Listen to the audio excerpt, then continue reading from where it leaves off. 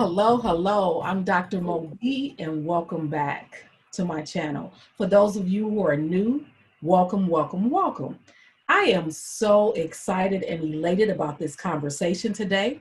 This is episode 2, and we have OT from Ghana.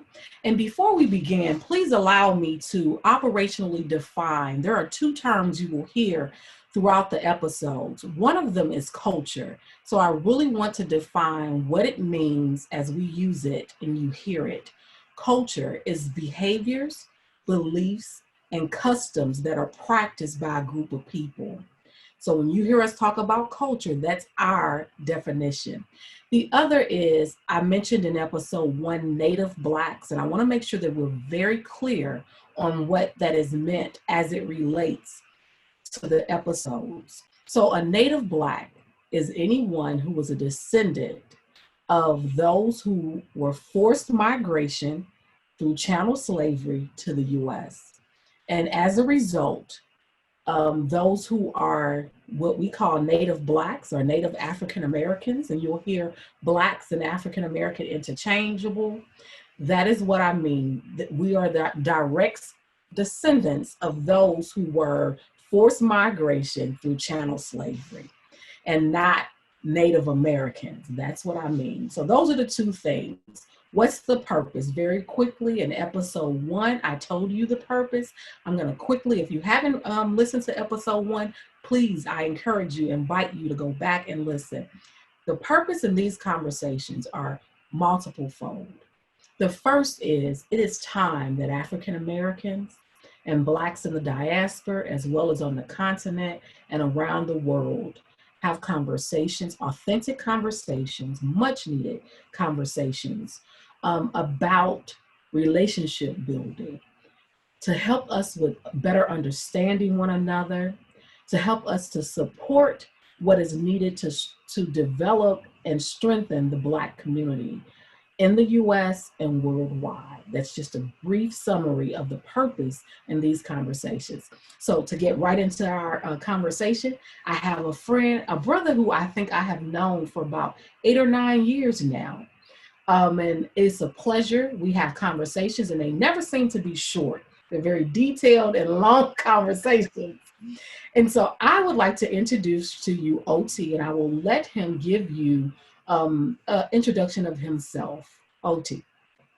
Hey, how you doing? Thank you, Good. thank you. Can I also, my nationality, my ethnicity is actually Ghanaian, and more specifically Ashanti. I'm actually a quarter of another tribe called the Ekwapim people, and they fall under the Akan people, but I'm 75% Ashanti, and I'm from Ghana. But during my formative years, so I was born in Ghana, and then around the age of 3, we moved to a country called, it was formerly known as Swaziland, but they call themselves Eswati. And then I spent the rest of my years in Botswana and then finally the US. So my background is pretty more diverse than Ghana, but ethnically I'm Ghanaian. Yeah. Okay. All right. Welcome. Thank you for that introduction. The very first question I would like to ask, and I've asked the guests and I will ask, before you came to the United States, what was the perception that you had, if you had a perception about African Americans before you came to the US? It was a mix. It was a mix in the sense that one of the things was the exposure to the Cosby Show. So like big shows like a Cosby Show, The Fresh Prince of Bel-Air, what we call it, Family Matters. What was the other ones? The really big ones that went different strokes, all these different shows. So our perspective, there was that positive perspective of this beautiful Cosby Show lifestyle of, just a perfect life. Then we also had the other experiences and like the Boys in the Hood, the Tupac. So there's also the perspective that we had of the ghetto side. So it was like a balance, but then our expectation was the major. Well, in my case, and it varies in Africa, but like in my case, because of that exposure, My expectation was African Americans live the life of the Cosby Show. So that was like my major expectation. Yeah, or the Fresh Prince of Bel Air. So that's what I Wow. thought how African Americans live. Then I thought that the Tupacs were the variations, and but then the thing is, with the Tupacs and the Snoops, it was cool. So it was like you had this cool perspective, and then also I grew up in that era when Chicago Bulls was a big deal, and Mhm. they had pushed the Chicago Bulls. I mean, basketball, but like when they were pushing NBA to Africa, Mhm. they pushed it with using Chicago Bulls and using Michael Jordan as the spokespeople for basketball. So we were like Mhm. big fans of Michael Jordan. We big fans of the NBA, which because the thing is, that's the thing with us in Africa. We because of the fact that we share the same complexion, Mhm. it's easy for us to feel kinship with African Americans. So I personally feel a kinship, and then also the music, the exposure to the music, the Michael Jacksons, the Whitney Houstons, the Tevin Campbells. And one of the things, and I think I might be going ahead of myself, but one of the things that happens is that in the case of America, Tevin Campbell is not really celebrated anymore. In the case of Africa, Tevin Campbell's music is still playing because they don't have these things Really? where trends, we don't really jump on trends, but we jump on a musician that we like. So if we like a Mariah Carey, she probably will still be popular even, I don't know about now, but she probably is popular right now in Africa because of the quality of music she had. So that's kind of like the exposure that I had to African Americans. But I never really had personally met like a African American personally. And the irony of it all was that because of the ambassadorship of African Americans through entertainment, it actually extended goodwill for white Americans because we didn't see African American, white American. We were seeing American. So when we saw white Americans, and then we didn't necessarily pay attention to the transatlantic slave trade. So we are looking at it as, oh, white Americans and African Americans are all these one lovely family in America. So the white Mhm. Americans come and we extend this grace to them because we love, because usually the Africans will be asking the white Americans, oh, Michael Jordan, basketball, Cosby, Will Mhm. Smith. So they're asking them those questions thinking they are connected to the African Americans. Then you have a rude awakening when you come to the US. But anyway, I'll hold it off to that. Ex- Yeah, Absolutely. yeah, But just to piggyback on what you're saying, the yeah. Cosby Show was played in A Different World was another one, Hmm. was played in our house in most households in the African American community. Unfortunately, most households didn't look like that, Yeah, but that's kind of what we aspired to. yeah. And it's interesting that you have a very balanced perception, or I can almost say imbalanced a little bit, Hmm. using the Cosby as thinking that was but that's good. Hmm. When you got here and realized that wasn't the case, or when you got here, did you think, I'm going to form relationships with African Americans, and that wasn't the case? Did your perceptions change once you got here? Talk about that a little bit with us. Once I got here, and excuse me for a minute, and people who are familiar with St. Louis, I lived in North County, St. Louis, and North County is actually quite a pretty good balance of African Americans and white Americans. So, and then North County is actually probably the more diverse place. So, um, it was a mix of things. First off, and then also because I come through college, so and then the majority of people who were in college were white people. So a lot of the friends that I gravitated to, or not that I deliberately did it, but the exposure and the people that were around me were a lot of. For the most, I didn't literally just have white friends. I always had a diverse group of friends, Asians, black people, you just name it. So I just never really specified my friendship based on the person's ethnicity. But then I also lived in North County, so I was in the mix with a lot of African Americans. And North County is more like middle income African Americans, so usually they don't have as much as of the issues that would be like the stereotypical issues that you'll see on TV. Usually these are pretty well off African Americans, educated. Even if they're not educated, they have pretty decent jobs. So they are pretty well to do. So with that, it kind of so I kind of was in this bubble when I was in school, right? And then when I realized that when I spent time with my white friends, and this is the irony of it all, is that what I learned through my experience was that the white people will be more willing to associate with me before an African American. And if you look at my complexion, I'm darker than most African Americans. So that's one of the things. And I didn't really understand it. And as time went by, it was because I came to realize that they feel more at ease with me because they are not confronted with the transatlantic slavery.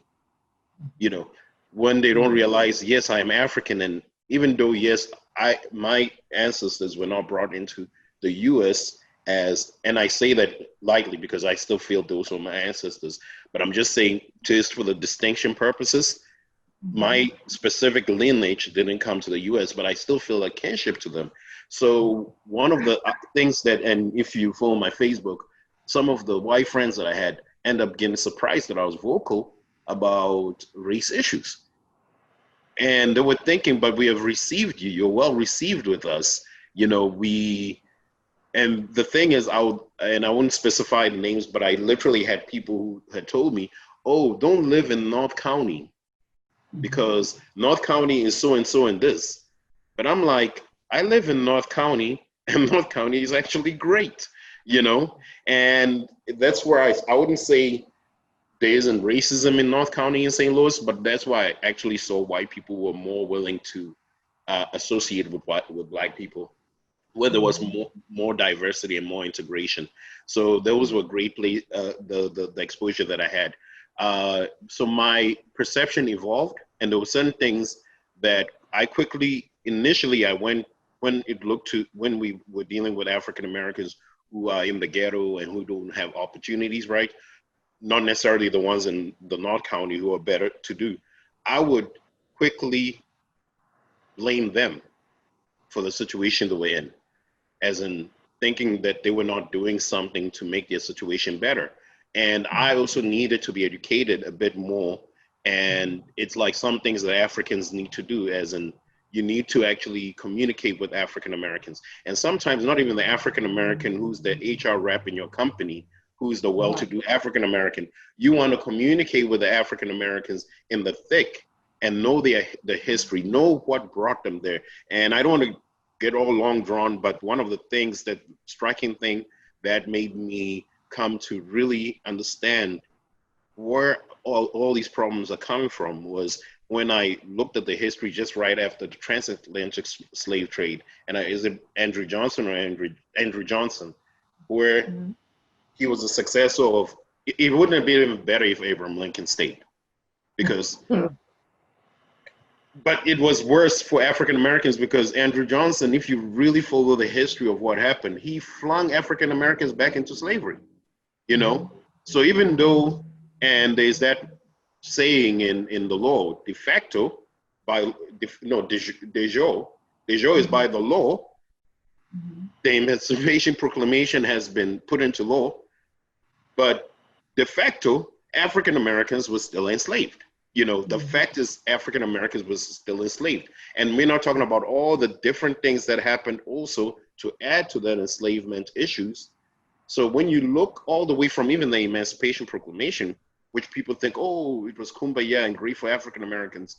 The thing that became striking to me was that African Americans were able to build Black Wall Street. African Americans were able to achieve so many things despite the challenges. And that now I look at the person in that situation, that stereotypical situation they'll show on TV, and I'll be like, it's so layered. There's so many things that have added to why that person is in that situation. Yes, the person is responsible to a certain degree, but I'll say maybe 0.01% is that person's responsibility. The rest of the 99.999% is the system that has been built and the history all the way from the Emancipation Proclamation up to now. And there's so many things we could discuss, but it will take, that's a video on its own. It Yeah. is. Oh, see, the piece that I'm listening to you is, I want to know, how did you get to a point that you felt it necessary to understand the plight and the narrative of the African American? How did you get, what made you really, what was that one thing that said, I've got to understand better so that I can relate better? I feel a kinship with African Americans. And the thing is, you can see that they definitely share a culture with us. Because the thing is, when you are with them and you go to the communities, ironically, after the 400 years, there's certain things that African Americans do. You're like, this is what we Africans do. The relationship between the mother and the child, the relationship between, the respect that is considered, like even when I think about how when you go to a cookout and the sister, even though a lot of African Americans are independent and the women have opportunities, but there's still a cultural thing of the sister that you came with, who is either your fiance, is to make you a plate. That's a very African mentality. And because if you look at that, that's a contrast to what America is like, a woman is equal and all that stuff. But then that cultural aspect still hasn't been. And that's the thing where I noticed with African Americans is that African Americans, even with they're not like, when you look at like the other feminists are like completely shutting off men, right? But African American women may have like a PhD and all those things, but they know a balance of how to still maintain their femininity and yet be able to be top-notch business people. So that's something that Americans have figured out, that balance. Yeah. So those are some similarities. So I heard you talk about your diverse friends. Do you have African American friends? Yes, I do. So have you heard this narrative? So I hear often a lot of, no matter what ethnic group they've come across, we like to generalize each other. And that part I don't like. No, all people are not, we can't do that. I hear Black people say, well, Africans don't like us. And I don't understand why. You just love you love African culture. And they like to, there are some African Americans who really think that most Africans don't like us, and that we're told, and I've been told even by a couple of my African friends, that they're told not to come here and even associate with us. So we keep, there are a group of us, not all of us, not all African Americans and Africans, there are a group of us who have decided to not come together based on what perceptions have been formed. What advice would you give an African that is going to migrate to the US so that they don't come with the mentality of we're separate people, but like you made the distinction that we're one. We really are the same people. We just got here different routes. So what advice could you give? Before I even address the advice, I'd like to address the social system that's actually going on.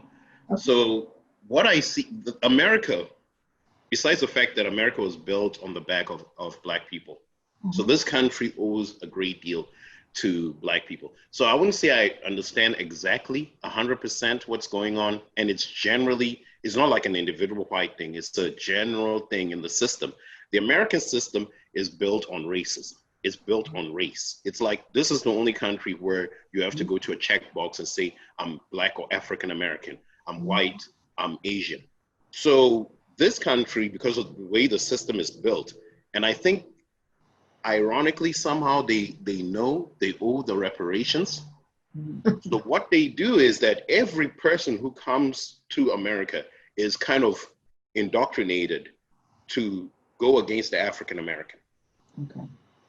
including the African, including because I see the same mentality with the Asian. You Mhm. know, I see the same mentality with the Croatian. I Mhm. see them. Okay, they can accept me, the African. Mhm. You know, Mhm. so but they are not going to accept the African American. You know, and it's like what they have done is they built the system in such a way that once you come into the system, they're like, come and join us Mhm. against the African Americans. And sometimes you'll even get Africans, you'll see them talking on TV. And also part of the thing where Bill Cosby was wrong, you know, where they quickly would, like, for example, compare the African person to the African American Mhm. without understanding the background, and say, oh, well, the African has got so and so degrees, has got so and so education, the African has achieved all of this. Well, instead of understanding why has the African been able to achieve that, why has the African American haven't been able to achieve that? So, like, for example, like in my case, I've got what do you call it, advanced degrees and stuff like that, because in my house it was like it wasn't an option. Me getting a bachelor's degree was not wasn't it was like, yeah, my parents would be proud of me, but they were expecting more. They're expecting maybe a medical degree, a master's degree, because in the house my dad is a physical and an urban and regional planner.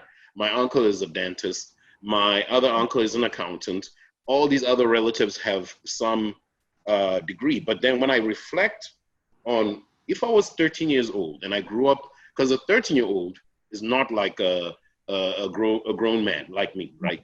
Right. So a 13-year-old, if you're in a situation or in an environment where the person who's got the Bentley, the beautiful girls, is the person who pushed drugs, and then Mhm. the person who's trying to get an engineering degree he catches the bus to go to and work at McDonald's. Mhm. You're not about to try to be the person who goes to work at McDonald's, because a 13-year-old is not thinking very logically. So when I reflect on that, it makes me understand, okay, if I was in the same situation, in the same boat, I would have probably made the same decisions as that person, and then even when we talk about that situation and that environment has been built based on the history that African Americans have faced. I already talked about the Andrew Johnson.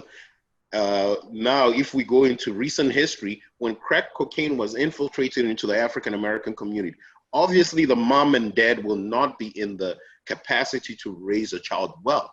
And the 80s, Mhm. a lot of the 80s kids are now in their 30s, they're in their 20s.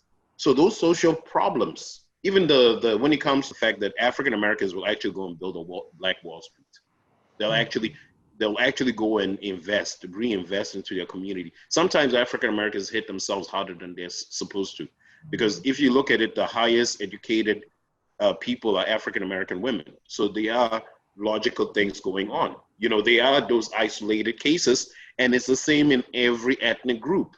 But in the case of African Americans, they project those isolated cases, and they project it as that's the norm. But when you go to the white community, they don't do that. When you go to the Asian community, they don't do that. You Mhm. know, so that's some of the so to sum it up. Sorry for getting so long drawn with it, but to sum it up, I'm saying that the African needs to come and understand that look, Mhm. that my African American brother, even though we have a shared aspect, and this is where we can relate, and this is where we will get offended if we tell Africans, you guys keep on complaining that the colonists have made you poor. What have you guys done?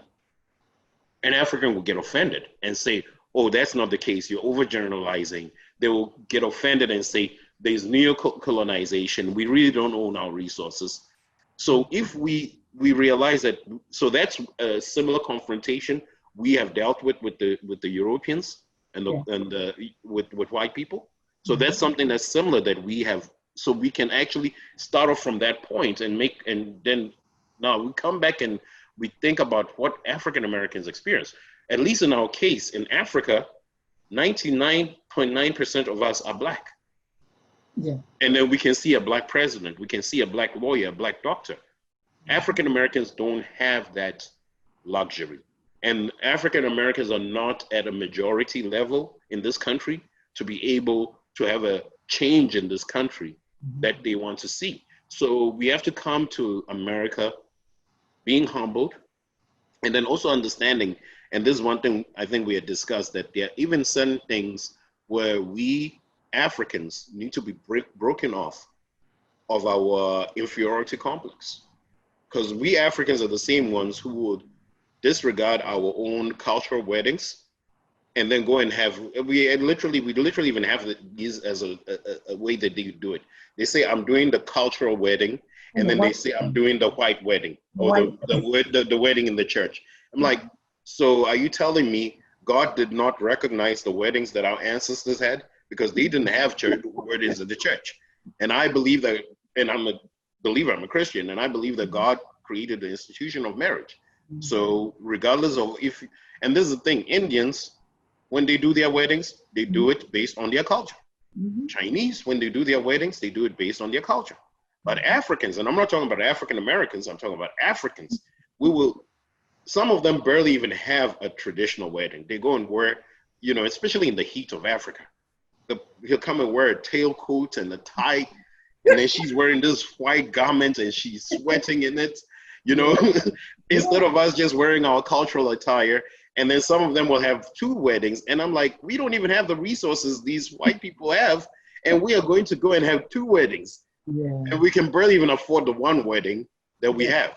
That's some of the things that Africans are dealing with. And then also the other thing is, where I would say is, you might come, because what happens is that you probably go to a college, it's predominantly white, okay? You take a lot of the things they say with, what's the expression? A grain of salt. You take it with a grain of salt. You want to look at both. It's like you're going to a husband and wife who are going through a divorce, and you are going to now take the one side that you've seen, and you have to understand that the white people have this guilt, and they don't want to confront it. And that's why they keep on brushing off things. That's why when you say Black Lives Matter, they quickly go and say all lives matter, because they want to keep on brushing it off and keep on kicking the can forward. And even the progressive ones are not willing to confront the ills and the wickeds of their fathers, but they are willing to go and deal with looking at a situation that happened in Rwanda in Africa, but and that's even the thing. You'll have the white people are willing to go and be a missionary in Africa. But I'm like, how about being a missionary here in South Central? I mean, what, God only has to be in Africa? OT, you made mention and you talked a little bit about what I call miseducation, because I've heard this story too, that they say, when we come here, Africans will say, we come here and we get multiple educations. But I'm going to give old statistics. Ed Trust in 2016 published data. There are 30.8%, and that was in 2016, and the numbers are higher, of Blacks or African Americans with 1 or more degrees compared to whites with 47.1%. And that was by Ed Trust. Now there's more data that shows the numbers for African Americans have even increased. So we have to be careful when we make statements about, we come here and we get degrees. Understand, sometimes what we see is a small percentage of the population, where there are, I'm even looking at my social network. We have multiple degrees, doctorates even, MDs even, so it's like, some of us, myself included, were so dumb that we got 2 and 3 masters before we even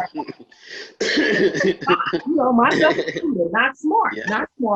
But what you mentioned, the Cosby Show. So many of us use that model, and we did get educated, and we did go to school because we saw shows like the Cosby, and we wanted to have the doctor and the lawyer, and we wanted the different world experience to go to an HBCU like myself. These shows influenced, along with my household, my family, of how I wanted to grow up and live. So not all of us are not in school and not having degrees. Again, you won't know that until you start to have conversation with the laymen, with the people on the ground that are moving. But if you listen to the narratives that are told to you by non-African Americans when you get here, or you're looking at the movies, you're only seeing a small fraction of the truth. And it's not even true until you can see it. So I think that's why conversations are so important for us to understand one another, understand my story. White people can't tell you the African American story. They haven't lived it. So let me share with you my lived experiences. And that is the same thing I think we need to hear as African Americans. Let the Africans let us talk to us about, because I see, because I've gone to Ghana multiple times. Um, and even talking to other Africans that I haven't, places I haven't visited, but I know them from various countries, there are so many similarities, even how we were. We have to realize that there's a colonized mindset between, that Africans bring as well as African Americans, because the countries were still colonized by the same people.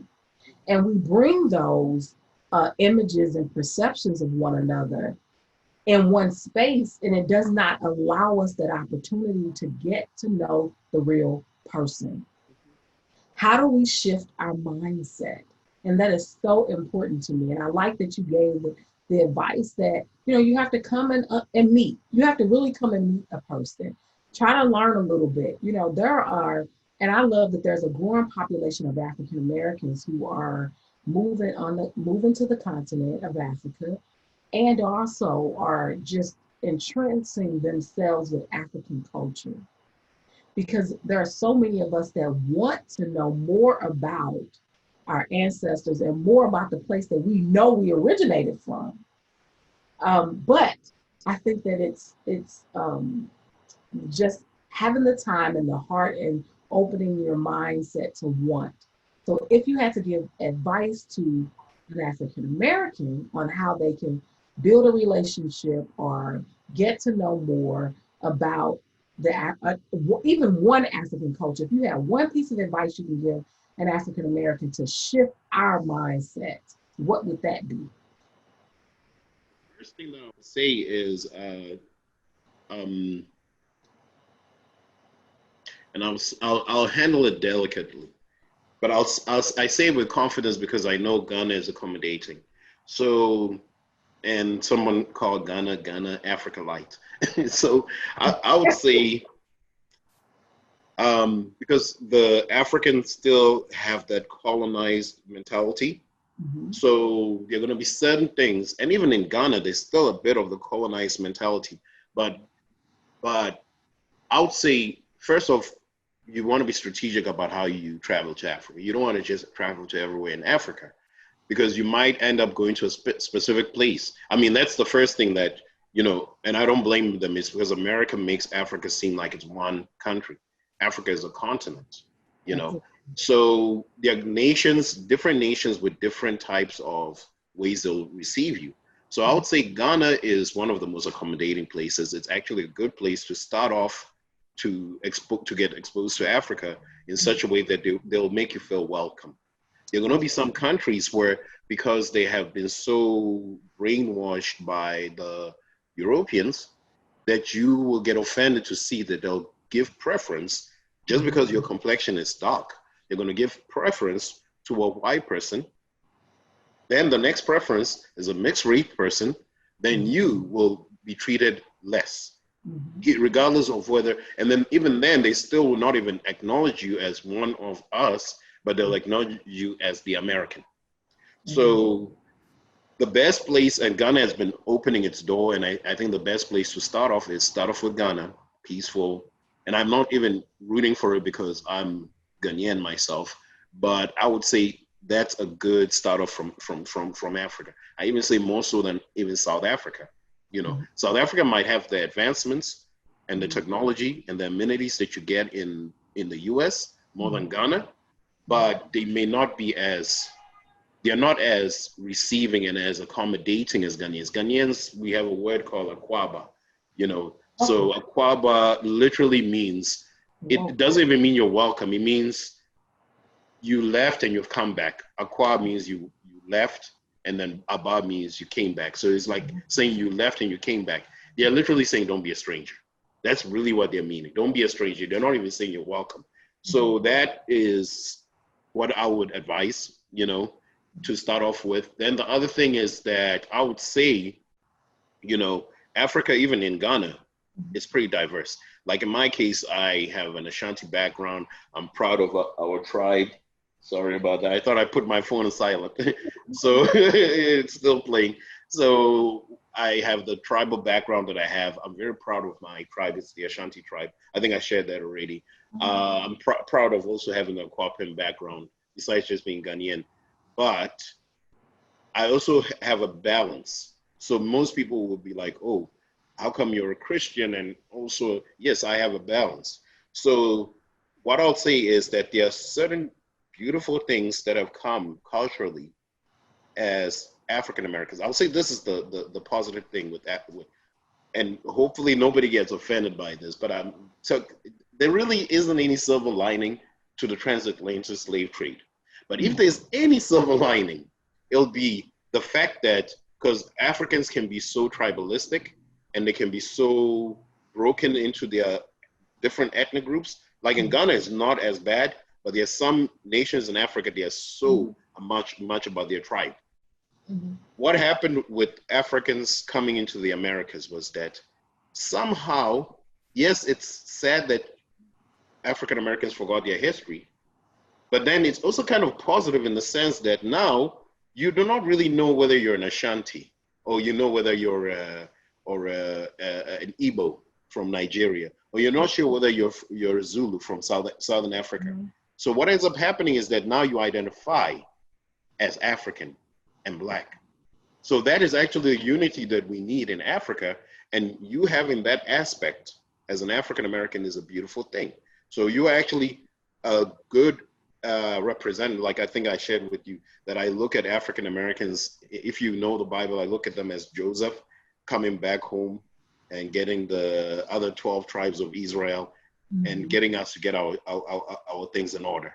So I see the African American actually being that unifying force that can unify us Africans. So I would say don't completely throw away your African American culture, because ironically, there are some things in the African American culture has been brought down from the African culture. So you actually have it, and don't feel like, oh, I'll say the ancestors of African Americans somehow still maintain the culture. They somehow let it slip through, because like this, it's like, I think even more powerful than the DNA test, that sometimes African Americans should just go to their family history, because they might be surprised that within their family history, someone in the family kind of tried to make sure that that identity stayed.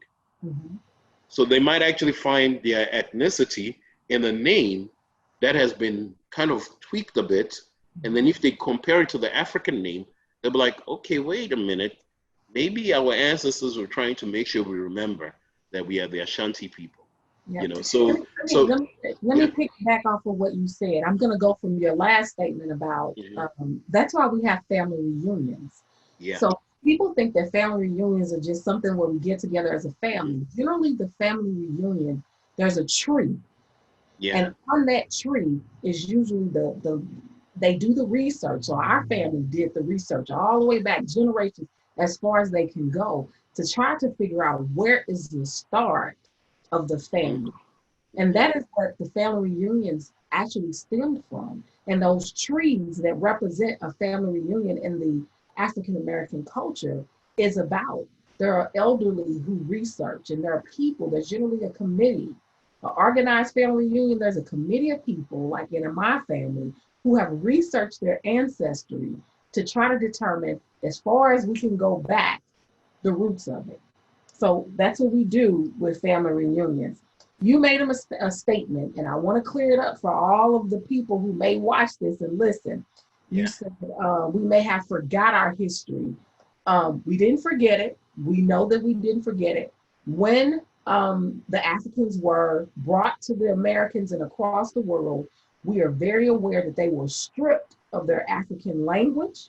They were stripped of their African culture. And then many times they were reprimanded for speaking in their languages and for just doing anything that was from the continent. So it wasn't a forgotten of history, but over the years, because you were made to talk this way, you were given your new names, and people were really killed and in trouble, got in major trouble for trying to hold on to their culture.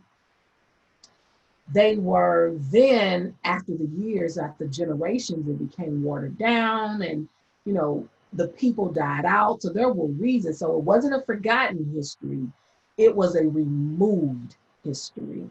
So I wanted to clear that up on the forgotten history part. You mentioned if you had to give one piece of advice for African Americans, you mentioned traveling. And that is part of this channel. Traveling as an education, as acquiring more knowledge. You mentioned traveling to Ghana. I am going to say to African Americans, and I've had people that I'm kind of close with say, "Oh, I don't know why you run back and forth to Africa. Oh, I don't want to go to Africa." But you're very tolerant when you go to Spain, Italy, throughout Europe and Asia. We have this high tolerance for places that they can care less if blacks come or not. Very high tolerance. And I like that you said traveling to Ghana, build tolerance for your people here in the US as well as when you're traveling. I've been encouraging and advising people to travel to at least one African country. And that's what I do. And I say, try Ghana first. It is easy. That is why they say it's the gateway to Africa, because it is an easy place, because a lot of people speak English. That's the official language. So it is easy to travel. And I encourage people, when you're saying, I don't want to go to Africa because this and that, you have tolerance. And we have tolerance every day in the US when we're moving in certain circles with people who are not African Americans. Take that same tolerance, expand your mind and your thought process, and try something new when you're traveling. Whenever we're able to travel again, rather, try something new. So I like that that's the piece of advice. And you even said Ghana, and I've been supporting Ghana since 2012. People, and I've had taken groups there because I'm like, we've gotta experience different. We have to expand, open our minds and expand our mind, and Ghana is a great place to do that. Is there? I think you pretty much talked about similarities between African Americans and what you see from African cultures. We've talked about a lot in a short period of time. You've talked about your experience. Is there one thing you'd like to leave with us? I love to leave with, Mhm. and it probably goes back to traveling. Okay. And I think the most beautiful thing that could ever happen is, and partly part of the reason why I'll encourage African Americans to do the traveling is because there's so many hurdles that Africans have to coming to the US. So besides the hurdles of the immigration process, they may not have the financial means. And usually when it comes to the exchange rate, your money here in the US goes much further than Ghanaians' money goes in the US. So those are some of the things that I would say, back to traveling. But then the thing that I'm hoping would happen, which will be so beautiful, and especially because I haven't been in the African American culture, I see that same, like in Ghana, there's that playful humor, that joyfulness, like regardless of all the history that has happened to African Americans, they still have maintained, and it even shows in the music, and that's why they still that joy and that playfulness, that like the your mama jokes, Right. like it's still it, and it's very an African thing where they still that joy and that laughter. And whenever I'm with the African American community, I notice that, and that's very similar. And and I wouldn't just say an individual traveling to Africa, but a family traveling to Africa, an African American family. So when they look at those interactions, and then you also notice those interactions, it'll be like, oh, wait a minute, we are so the same. Mm-hmm. After the 400 years, we are so similar. We still have a lot of similarities, and that will now actually encourage the integration. And I'm hoping that now we'll get to the point where we are marrying one another. You know, the women are marrying the men are marrying the women. Yeah. Now we actually have this cross-cultural marriage. But I would say, like, from the African side, please, you're marrying the person not for a green card. You're marrying the person because of love. OT, yay! I need to close off with that. And it'll be beautiful if we married one another, but out of love, because we have so much to enjoy, and there's so much beauty that can come from those relationships, you know. And then we can actually come as a family unit to actually now have the ability to go and build Africa together and make it our home, because technically we have been in all these countries and they want us out.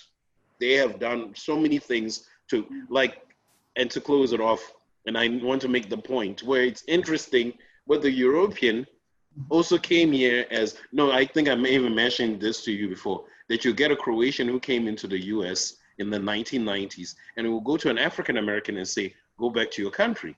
And you're like, wait a minute, Mr. Croatian, you just came here in the 1990s, but you're so in tune with this European mentality that wherever you put your feet, it belongs to you all.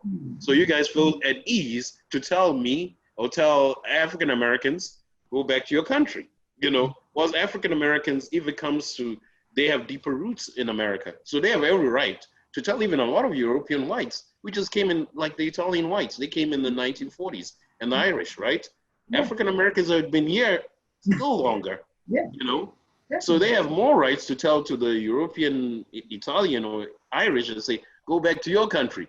Exactly. And they have no cause to say, oh, you know what? Because if it is based on who came here first, African Americans have got more rights than a lot of white people who are in the US, you know? Because the irony with them is that they're also the same ones who say, oh, we just came in recent history, so we cannot be blamed for slavery. But then they'll also turn around and say to the African American, go back to your country.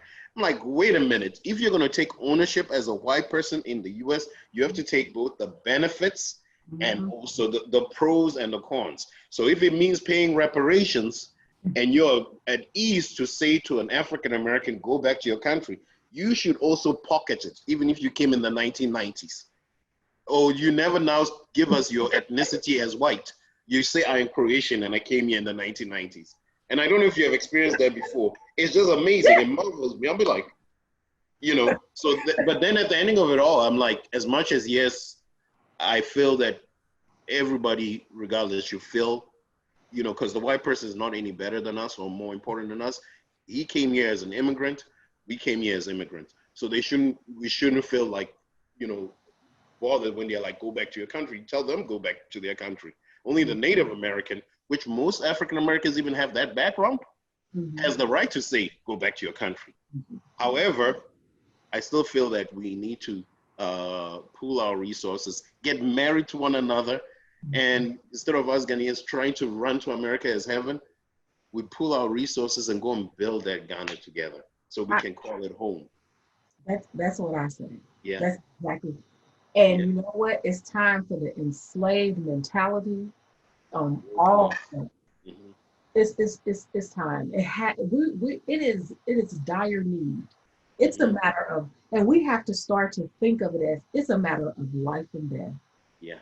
And God is calling us to greatness together as one people.